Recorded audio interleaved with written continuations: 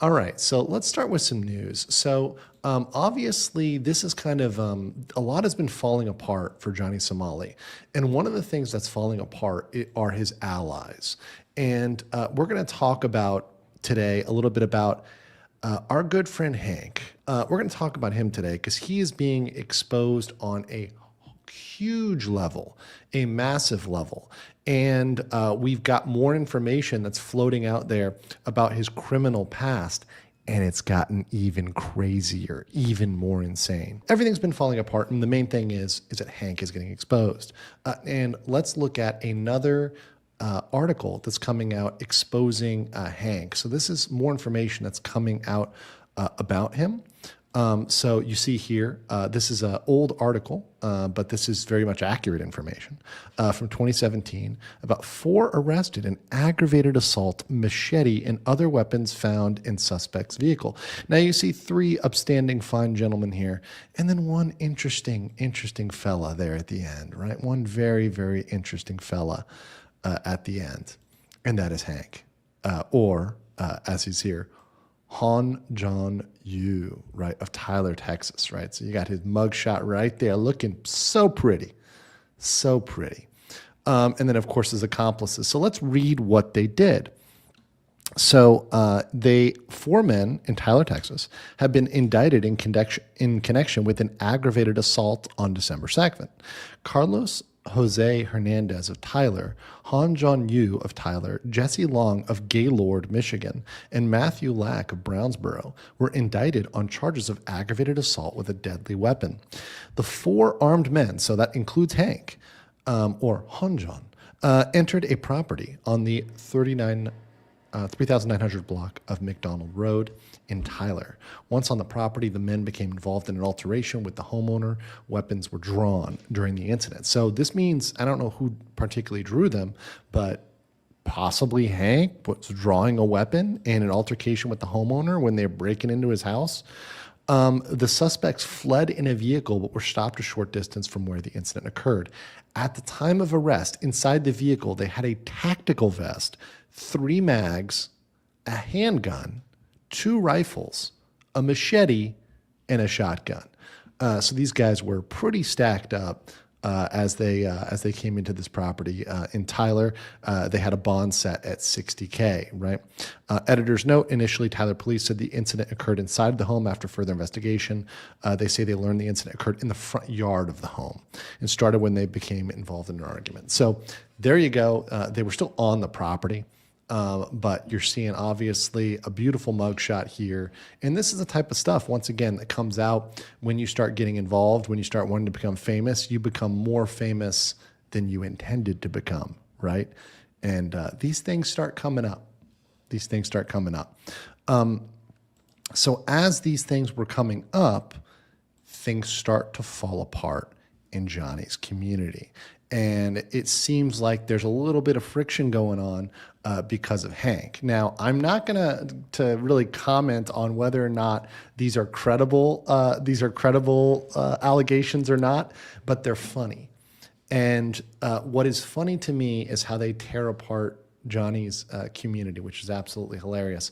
And let's just look at this. So there's comments, including comments that have even been on some of my videos about Hank and Johnny kind of at odds here, right? So, this is a comment here. I didn't want to say anything, but thought this over for a long time, and it's just wrong. I lost a friend in Hank, and that's his true colors. Hank is messing with your case, telling the court you need an extension in order to purchase a paid lawyer. That's why your date got moved, right? So you got some comments there. And then a similar comments over here from a Dimitri fellow, right? Actually, I think this guy actually had a video, so it might be better just to play the video. Actually, no. I think we'll just read the comment, right? Let's just read the comment.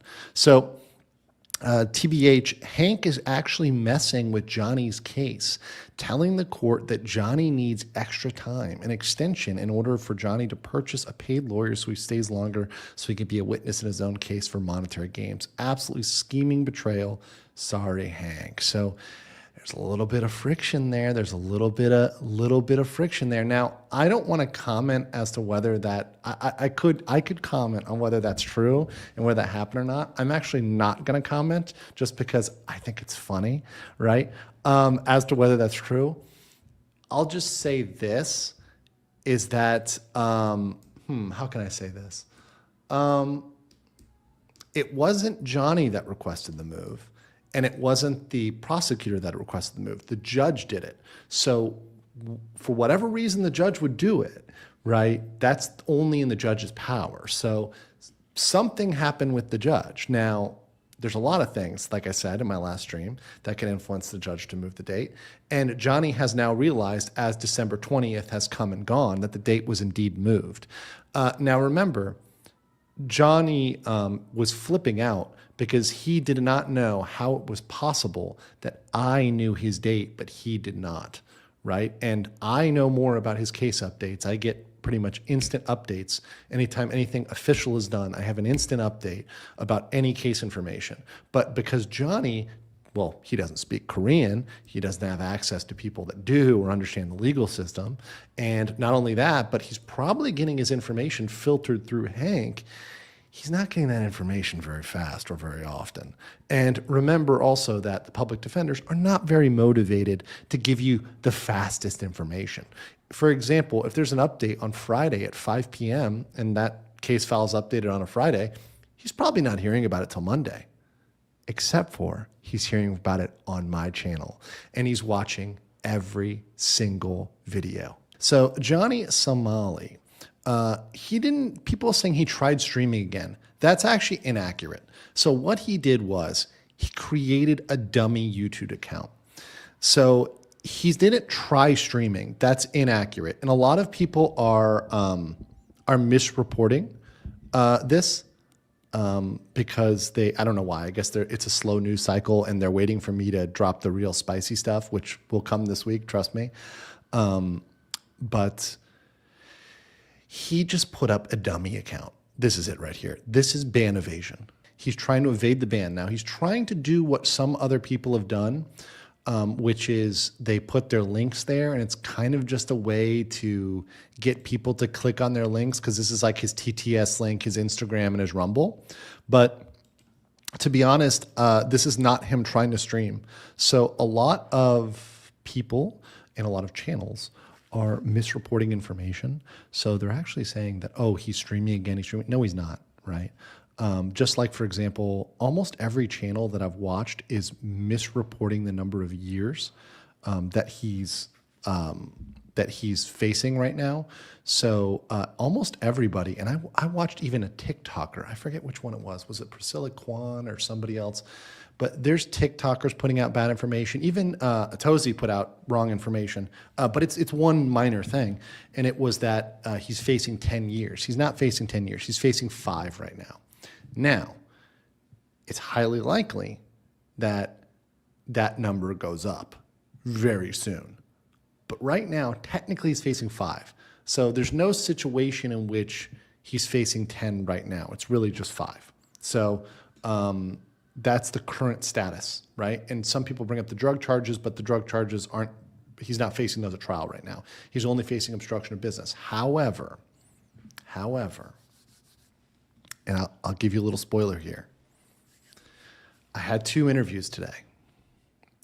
During one of my interviews, we got sources and these are people speaking to the police that are there's not just people looking to file more charges that are serious. This is real people.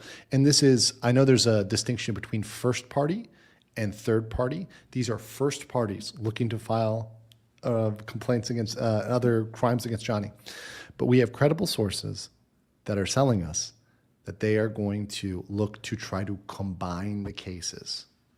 So not just do the Western case and leave the others for a separate case, but actually they may try to combine the cases. That's something they're very much considering. Now, whether they actually do it or not, we'll see, but they're strongly considering it right now, which would be amazing. I hope they combine the cases. That would be great if they put more charges in there and they combined them all, because that gives the weight. And remember, we have till March. So up until March, they can combine the case.